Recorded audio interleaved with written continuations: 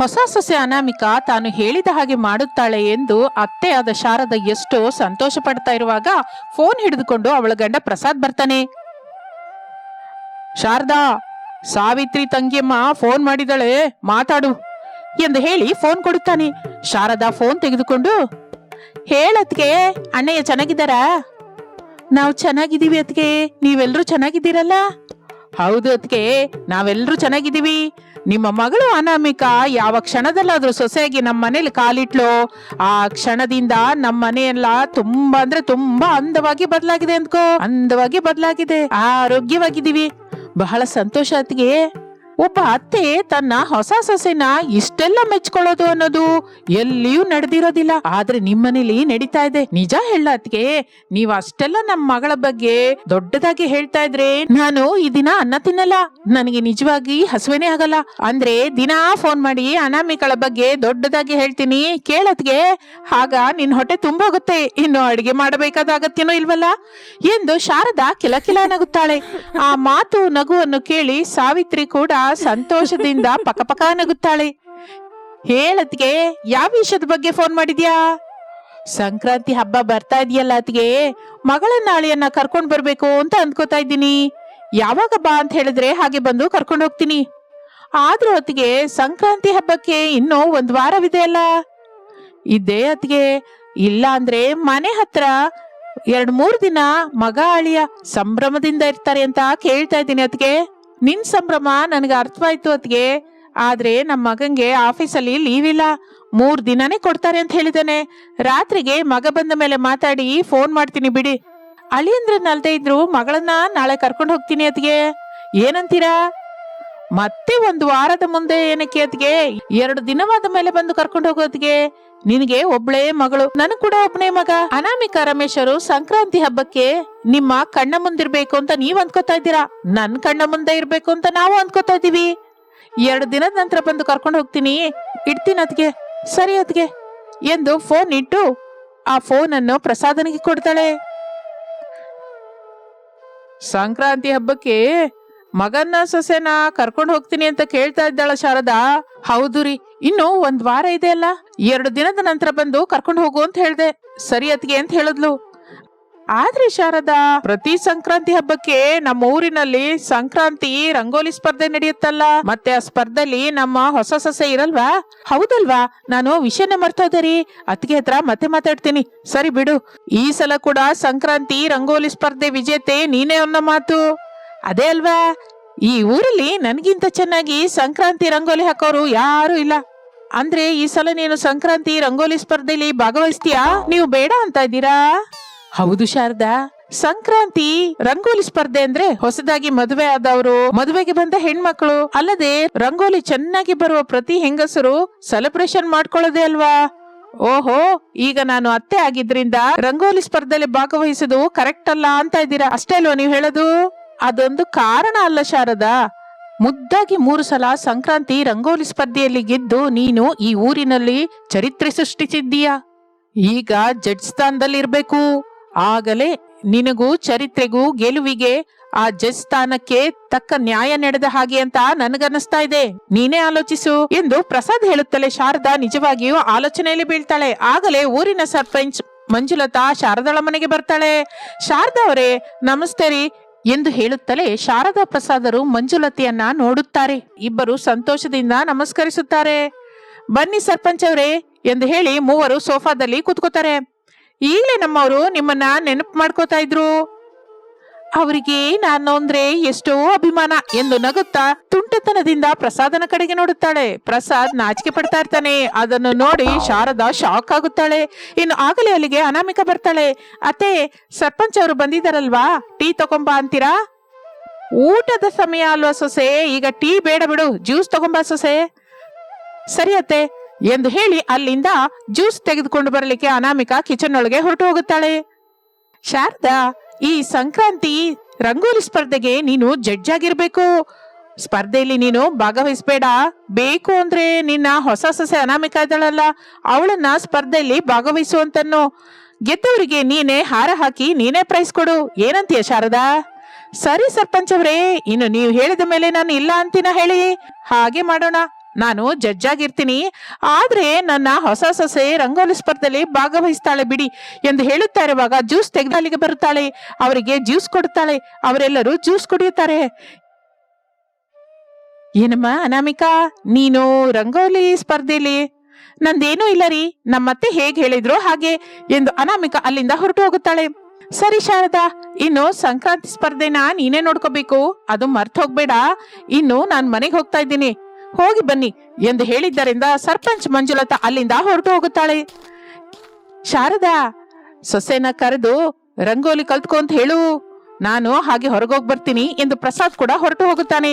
ಹೀಗೆ 1-2 ದಿನ ಕಳೆಯುತ್ತದೆ. ಆ ನಂತರ ಬೀಗಿತ್ತಿಯಾದ ಸಾವಿತ್ರಿಯ ಜೊತೆ ಶಾರದಾ ಸೋಫಾದಲ್ಲಿ ಕೂತ್ಕೊಂಡು ಮಾತಾಡ್ತಾ ಇರ್ತಾಳೆ. ಹೊಸ ಸೊಸೆ ಅನಾಮಿಕಾ ಸುವಾಸನೆ ರುಚಿ ಗಟ್ಟಿಯಾಗಿರುವ ಬಿಸಿ ಬಿಸಿಯಾದ ಟೀಯನ್ನು ತೆಗೆದುಕೊಂಡು ಅವ್ರ ಹತ್ರಕ್ಕೆ ಬರ್ತಾಳೆ. ಮೊದ್ಲು ನಿಮ್ಮ ಅಮ್ಮನ್ ಕೊಡೆ, ಮೊದ್ಲು ನೀನ್ ತಗೋತ್ಗೆ, ನಾನ್ ಆಮೇಲೆ ತಗೋತೀನಿ ಬಿಡಿ. ನಾನೇ ಆಮೇಲೆ ತಗೋತೀನಿ ಅತ್ಗೆ, ಮೊದ್ಲು ನೀನ್ ತಗೋ ಎಂದು ಶಾರದಾ ಸಾವಿತ್ರಿ ಮಾತನಾಡಿಕೊಳ್ಳುತ್ತಾ ಇರುವಾಗ ಅನಾಮಿಕಾ ಸೇರ್ಕೊಂಡು, ಒಬ್ರು ಮುಂದು ಒಬ್ರು ಹಿಂದೆ ಏನಕ್ಕೆ ಹೇಳಿ, ಇಬ್ರು ಸೇರಿ ಒಂದೇ ಸಲ ತಗೊಳ್ಳಿ, ಆಗ ಕೂಡ ಒಬ್ಬರನ್ನೊಬ್ರು ಗೌರವಿಸಿದ ಹಾಗಾಗುತ್ತಲ್ಲ. ನಾನು ಕೂಡ ಇಷ್ಟೊಂದು ಹೊತ್ತು ಹಿಡ್ಕೊಂಡಿರಬೇಕಾದ ಅಗತ್ಯವಿಲ್ಲ ಎಂದು ಹೇಳುತ್ತಲೇ ಸಾವಿತ್ರಿ ಶಾರದರು ಟೀ ಕಪ್ ಅನ್ನು ತೆಗೆದುಕೊಳ್ಳುತ್ತಾರೆ. ಅತ್ತೆ, ಏನ್ ಅಡಿಗೆ ಮಾಡು ಅಂತ? ನೀನ್ ಇಷ್ಟ ಸೊಸೆ, ನಿನ್ಗೆ ಹಿಡಿಸಿದ್ದು ಮಾಡು, ನೀನ್ ಏನ್ ಮಾಡಿದ್ರು ಬಹಳ ಚೆನ್ನಾಗಿ ಮಾಡ್ತೀಯಾ, ಹೊಟ್ಟೆ ತುಂಬಾ ತಿಂತಾ ಇದ್ದೀನಿ, ಕಮ್ ಅಂತ ನಿದ್ದೆ ಮಾಡ್ತೀನಿ. ಸರಿ ಅತ್ತೆ, ನಿಮ್ಮನ್ನ ಸಂತೋಷವಾಗಿ ನೋಡ್ಕೊಳ್ಳುತ್ತೆ ಅಲ್ವಾ ಅತ್ತೆ ನನ್ನ ಜವಾಬ್ದಾರಿ. ನಿಜ ಹೇಳತ್ಗೆ, ನಿಮ್ ಹುಡುಗಿ ಅನಾಮಿಕಾ ಈ ಮನೆಗೆ ಸೊಸೆಯಾಗಿ ಬಂದು 10 ದಿನ ಆಗ್ತಾ ಇದೆ. ನಮ್ ಮನೆ ಕೆಲಸದ ಬಗ್ಗೆ, ಪದ್ಧತಿಗಳ ಬಗ್ಗೆ, ಯಾರಿಗೆ ಏನು ಇಷ್ಟನೋ ಹೀಗೆ ಎಲ್ಲದರ ಬಗ್ಗೆ ತಿಳ್ಕೊಂಡಿದ್ದಾಳೆ. ಎಲ್ಲವನ್ನು ಸರಿಯಾದ ಸಮಯದಲ್ಲಿ ಮಾಡ್ತಾ ಇದ್ದಾಳೆ. ಎಲ್ಲರ ಕೈಯಲ್ಲಿ ಶಬಾಸ್ ಅನ್ನಿಸ್ಕೊತಾ ಇದ್ದಾಳೆ ಎಂದು ಅತ್ತೆ ಶಾರದಾ ಹೇಳುತ್ತಲೇ ಅನಾಮಿಕಾ ನಾಚಿಕೆ ಪಡುತ್ತಾ, ಅತ್ತೆ ನಾನ್ ಹೋಗಿ ಅಡ್ಗೆ ಮಾಡ್ತೀನಿ. ಸರಿ ಸೊಸೆ ಹೋಗು ಎಂದು ಶಾರದಾ ಹೇಳುತ್ತಲೇ ಅನಾಮಿಕಾ ಅಲ್ಲಿಂದ ಹೊರಟು ಹೋಗುತ್ತಾಳೆ. ಸಾವಿತ್ರಿ ಶಾರದಾ ಟೀ ಕುಡಿದ ನಂತರ, ಅತ್ಗೆ ಸಾಯಂಕಾಲ ಮಗಳನ್ನ ತವ್ರ ಮನೆಗೆ ಕರ್ಕೊಂಡು ಹೋಗ್ತೀನಿ, ಸಂಕ್ರಾಂತಿ ಹಬ್ಬಕ್ಕಾಗಿ ಅತ್ಗೆ. ಹೌದು ಅತ್ಗೆ, ಇನ್ನು 3 ದಿನ ಇದೆಯಲ್ಲ, ಮೊನ್ನೆ ಫೋನ್ ಮಾಡಿದಾಗ ನಾನು ಹೇಳ್ದೆ ಅಲ್ಲ 2 ನಂತರ ಬಂದು ಕರ್ಕೊಂಡು ಹೋಗಿ ಅಂತ. ಆದ್ರೆ ಸಂಕ್ರಾಂತಿ ದಿನ ನಮ್ಮೂರಲ್ಲಿ ರಂಗೋಲಿ ಸ್ಪರ್ಧೆ ಇದೆ ಅತ್ಗೆ. ಅನಾಮಿಕಾ ಪಾಲ್ಗೊಳ್ತಾಳ ಅತ್ಗೆ? ಇಲ್ಲ ಅತ್ಗೆ, ಅನಾಮಿಕಾ ಸರಿಯಾಗಿ ರಂಗೋಲಿ ಹಾಕ್ತಾ ಇದ್ರೆ ನನ್ನ ಮರ್ಯಾದೆ ಹೋಗುತ್ತಲ್ಲ, ಅದಕ್ಕೆ ನಾನು ಬೇಡ ಅಂತ ಹೇಳ್ದೆ. ಅಯ್ಯೋ ಅತ್ತಿಗೆ, ನನ್ ಮಗಳು ಅನಾಮಿಕಾ ರಂಗೋಲಿ ತುಂಬಾ ಚೆನ್ನಾಗಿ ಹಾಕ್ತಾಳೆ. ನನ್ ಮಾತನ್ನ ಕೇಳಿ ಅನಾಮಿಕಳನ್ ಕೂಡ ರಂಗೋಲಿ ಸ್ಪರ್ಧೆಲಿ ಪಾಲ್ಗೊಳ್ಳೋ ಹಾಗೆ ಮಾಡು. ಬೇಡ ಅತ್ತಿಗೆ ಬೇಡ, ಸೋತೋದ್ರೆ ನನ್ ಮರ್ಯಾದೆ ಹೋಗುತ್ತೆ. ಇನ್ನು ಆ ವಿಷಯ ಬಿಟ್ಬಿಡು ಅತ್ತಿಗೆ. ರಂಗೋಲಿ ಸ್ಪರ್ಧೆ ಆದ್ಮೇಲೆ ಅನಾಮಿಕಳನ್ನ ಕರ್ಕೊಂಡು ಹೋಗು. ಅದಲ್ಲ ಅತ್ತಿಗೆ, ಹಬ್ಬ ಹತ್ರದಲ್ಲೇ ಇದೆ ಅಲ್ವಾ. ಅತ್ತಿಗೆ, ನೀನು ಅಣ್ಣೆ ಕೂಡ ಇಲ್ಲಿಗೆ ಬನ್ನಿ, ಸಂಕ್ರಾಂತಿ ಇಲ್ಲೇ ಮಾಡ್ಕೊಳ್ಳೋಣ ಅಲ್ವಾ. ಸರಿ ಅತ್ತಿಗೆ, ನಾನ್ ಹೋಗಿ ನಿಮ್ಮ ಅಣ್ಣಯ್ಯನ ಹತ್ರ ಮಾತಾಡಿ ಹಬ್ಬಕ್ಕೆ ಇಲ್ಲಿಗೆ ಬರ್ತೀವಿ ಎಂದು ಸಾವಿತ್ರಿ ಹೊರಟು ಹೋಗುತ್ತಾಳೆ. ಆ ದಿನ ಸಂಕ್ರಾಂತಿ ಹಬ್ಬ. ಊರೆಲ್ಲ ಬಹಳ ಸಂಭ್ರಮದಿಂದಿರುತ್ತದೆ. ರಂಗೋಲಿ ಸ್ಪರ್ಧೆ ಶುರುವಾಯಿತು ಎಂದು ಮೈಕಲ್ಲಿ ಹೇಳಿದ್ದರಿಂದ ಊರಿನಲ್ಲಿರುವ ಹೆಣ್ಣು ಮಕ್ಕಳೆಲ್ಲರೂ ಮನೆಯ ಮುಂದೆ ಚೆನ್ನಾಗಿ ದೊಡ್ಡದಾಗಿ ಬಣ್ಣ ಬಣ್ಣದ ರಂಗೋಲಿ ಹಾಕುತ್ತಾರೆ. ಶಾರದಾ ಮಂಜುಳತಾ ಮನೆಯ ಮುಂದೆ ಹಾಕಿರುವ ರಂಗೋಲಿಗಳನ್ನು ನೋಡಿಕೊಳ್ಳುತ್ತಾ ಶಾರದಾಳ ಮನೆಯ ಮುಂದೆ ಬಂದು ನಿಲ್ಲುತ್ತಾರೆ.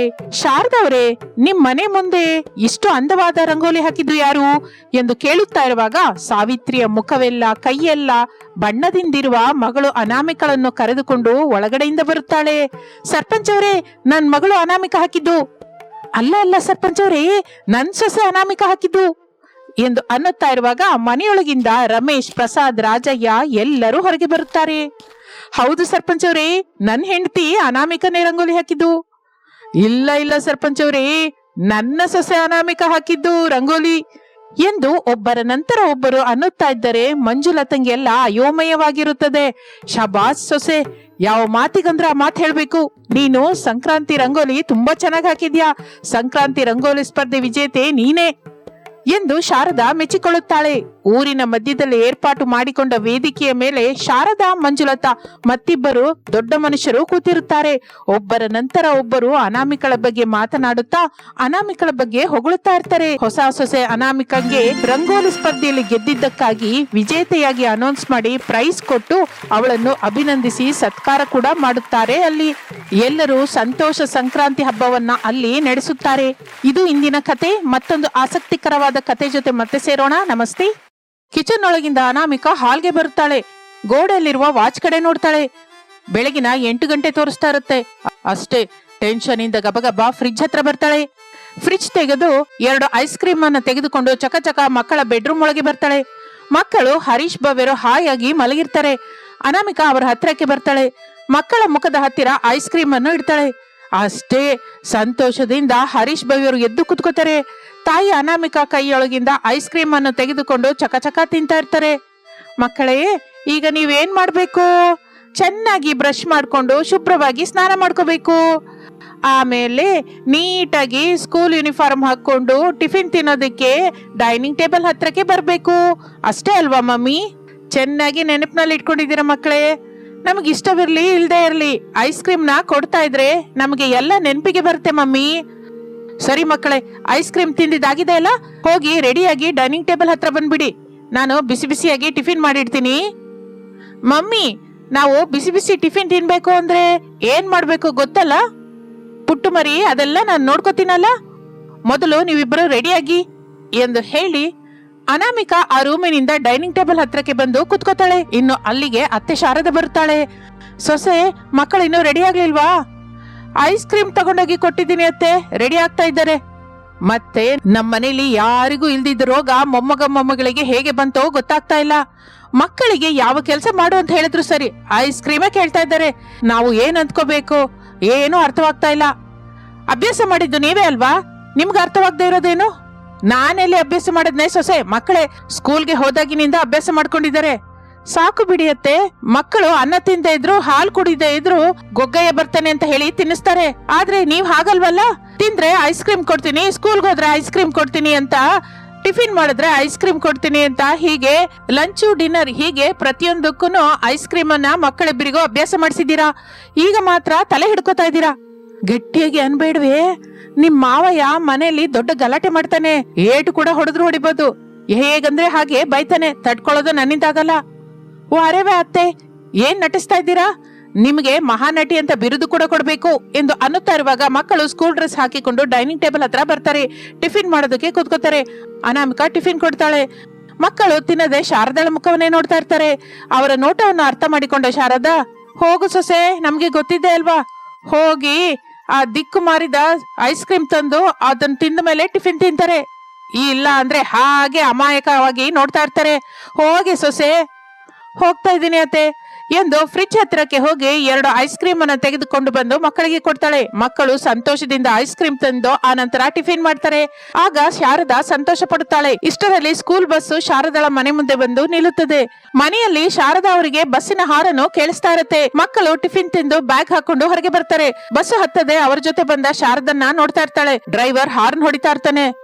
ನಿಮ್ಗೆ ಕೈ ಮುಗಿತೀನೋ, ದಿನಕ್ಕೂ ಇಷ್ಟೊಂದು ಐಸ್ ಕ್ರೀಮ್ ತಿನ್ಬಾರ್ದು. ಸ್ಕೂಲ್ಗೆ ಹೋಗಿ, ಸಾಯಂಕಾಲ ಬಂದ ಮೇಲೆ 2 ಐಸ್ ಕ್ರೀಮ್ ಕೊಡ್ತೀನಿ, ಈಗಂತೂ ಹೋಗಿ ಎಂದು ಶಾರದಾ ಎಷ್ಟು ಹೇಳಿದರು ಮಕ್ಕಳು ಕೇಳಿಸ್ಕೋದಿಲ್ಲ. ಹಾಗೆ ನೋಡ್ತಾ ಇರ್ತಾರೆ. ಡ್ರೈವರ್ ಹಾರನ್ ಹೊಡಿತಾ ಇರ್ತಾನೆ. ಶಾರದಾ ಗಟ್ಟಿಯಾಗಿ ಅನಾಮಿಕಳನ್ನ ಕರೀತಾಳೆ. ಅನಾಮಿಕಾ ಐಸ್ ಕ್ರೀಮ್ ಅನ್ನು ತೆಗೆದುಕೊಂಡು ಬಸ್ ಹತ್ರ ಬರ್ತಾಳೆ. ಹರೀಶ್ ಭವ್ಯರು ಐಸ್ ಕ್ರೀಮ್ ಅನ್ನು ತೆಗೆದುಕೊಂಡು ಬಸ್ ಹತ್ತುತ್ತಾರೆ. ಬಸ್ ಅಲ್ಲಿಂದ ಹೊರಟು ಹೋಗುತ್ತೆ. ಅತ್ತೆ ಸೊಸೆಯರು ಮನೆಯೊಳಗೆ ಬಂದು ಡೈನಿಂಗ್ ಟೇಬಲ್ ಹತ್ರ ಕೂತ್ಕೋತಾರೆ. ಆಗ ಅನಾಮಿಕಾ ದುಃಖದಿಂದ, ಅತ್ತೆ, ಮಕ್ಕಳ ಬಗ್ಗೆ ಆಲೋಚಿಸ್ತಾ ಇದ್ರೆ ನನಗೆ ಭಯವಾಗ್ತಾ ಇದೆ. ಭಯನಾ? ಯಾಕೆ? ಹೀಗೆ ಮಕ್ಕಳು ಪ್ರತಿಯೊಂದಕ್ಕೂ ಐಸ್ ಕ್ರೀಮ್ ಅನ್ನ ತಿಂತಾ ಇದ್ರೆ ಆರೋಗ್ಯ ಏನಾಗುತ್ತೆ ಹೇಳಿ? ಈಗೇನೋ ಚಳಿಗಾಲ ನಡೀತಾ ಇದೆ, ಶೀತ ಕೆಮ್ಮು ಶುರು ಆದ್ರೆ ಹೋಗುತ್ತಾ ಅತ್ತೆ. ಆಮೇಲೆ ಜ್ವರ ಬಂದ್ರು ನಾವು ಆಶ್ಚರ್ಯ ಹೋಗುವ ಅಗತ್ಯವಿಲ್ಲ. ಹೇಗಾದ್ರೂ ಸರಿ ಮಕ್ಕಳ ಕೈಯಿಂದ ಐಸ್ ಕ್ರೀಮ್ ತಿನ್ನೋದನ್ನ ಬಿಡಿಸ್ಬೇಕು ಅತ್ತೆ. ಹೌದು ಸೊಸೆ, ಆದ್ರೆ ಬಿಡಿಸೋದಕ್ಕೆ ಎಷ್ಟು ಪ್ರಯತ್ನ ಮಾಡಿದ್ರು ಮಕ್ಕಳು ಮಾತ್ರ ಐಸ್ ಕ್ರೀಮ್ ತಿನ್ನೋದು ಬಿಡ್ತಾನೆ ಇಲ್ವಲ್ಲ ಸೊಸೆ. ಇನ್ನು ಏನ್ ಮಾಡೋಣ ಹೇಳು? ನಾನು ಕೂಡ ಅದೇ ಆಲೋಚನೆ ಮಾಡ್ತಾ ಇದ್ದೀನಿ ಅತ್ತೆ, ಆದ್ರೆ ನನಗೇನು ಐಡಿಯಾ ಬರ್ತಾ ಇಲ್ಲ. ಹಾಗನ್ಬೇಡ್ವೆ ಸೊಸೆ, ಏನೋ ಒಂದು ಮಾಡಿ ಮಕ್ಕಳನ್ನ ಐಸ್ ಕ್ರೀಮ್ ಅಭ್ಯಾಸದಿಂದ ಬಿಡಿಸ್ಬೇಕು ಎಂದು ಅತ್ತೆ ಸೊಸೆಯರು ಆಲೋಚನೆ ಮಾಡಲಿಕ್ಕೆ ಶುರು ಮಾಡುತ್ತಾರೆ. ಮಕ್ಕಳು ಆಟ ಅಂದ್ರೆ ಹೆಚ್ಚಾಗಿ ಇಷ್ಟಪಡ್ತಾರೆ ಅಂತ ಆಡಿಸ್ತಾ ಇರು ಎಂದ ತಿಳಿದ ಒಬ್ಬ ಹೆಂಗಸು ಹೇಳಿದರೆ ಅನಾಮಿಕಾ ಹಾಗೆ ಮಕ್ಕಳನ್ನು ಆಡಿಸುತ್ತಾ ಇರ್ತಾಳೆ. ಆದ್ರೂ ಸರಿ ಹರೀಶ್ ಭವ್ಯರು ಐಸ್ ಕ್ರೀಮ್ ತಿನ್ನೋದನ್ನು ಮಾತ್ರ ಕಡಿಮೆ ಮಾಡಲಿಲ್ಲ. ಆಡ್ಕೊಳ್ಳೋದಕ್ಕೆ ಕೂಡ ಐಸ್ ಕ್ರೀಮೇ ಬೇಕು ಅಂತ ಹಠ ಮಾಡ್ತಾ ಇರ್ತಾರೆ. ಹಾಗೆ ಕೆಲವು ದಿನಗಳು ಕಳೆಯುತ್ತದೆ. ಮಕ್ಕಳು ಹರೀಶ್ ಭವ್ಯರಿಗೆ ಐಸ್ ಕ್ರೀಮ್ ಅಂದ್ರೆ ಮಹಾ ಹುಚ್ಚಾಗಿ ಬದಲಾಗುತ್ತದೆ. ಐಸ್ ಕ್ರೀಮ್ ಇಲ್ಲದೆ ಯಾವ ಕೆಲಸವೂ ಮಾಡಲಾಗದ ಪರಿಸ್ಥಿತಿಯಲ್ಲಿ ಬರುತ್ತಾರೆ ಅವರಿಬ್ಬರು. ಯಾವಾಗ ನೋಡಿದರೂ ಐಸ್ ಕ್ರೀಮೇ ತಿಂತಾ ಇರ್ತಾರೆ. ಹಾಗೆ ತಿನ್ನಬೇಡಿ ಎಂದು ತಾಯಿ ಅನಾಮಿಕಾ, ತಂದೆ ರಮೇಶ್, ಅಜ್ಜಿ ಶಾರದಾ, ತಾತಯ್ಯ ಪ್ರಸಾದ್ ಎಲ್ಲರೂ ಎಷ್ಟು ಹೇಳಿದ್ರು ಕೇಳಿಸ್ಕೊತಾ ಇರ್ಲಿಲ್ಲ ಅವರಿಬ್ರು. ಐಸ್ ಕ್ರೀಮ್ ಕೊಡದೇ ಇದ್ದರೆ ಕೆಲಸ ಹೇಳಿದ್ರೆ ಅಳ್ತಾ ಇದ್ರು. ಅದರಿಂದ ಸುತ್ತಮುತ್ತಲಿನವರು ಶಾರದಾಳ ಮನೆಗೆ ಬಂದು ಮಕ್ಕಳನ್ನು ಅಳಿಸಬೇಡಿ ಎಂದು ವಾರ್ನಿಂಗ್ ಕೊಟ್ಟು ಹೋಗ್ತಾ ಇದ್ರು.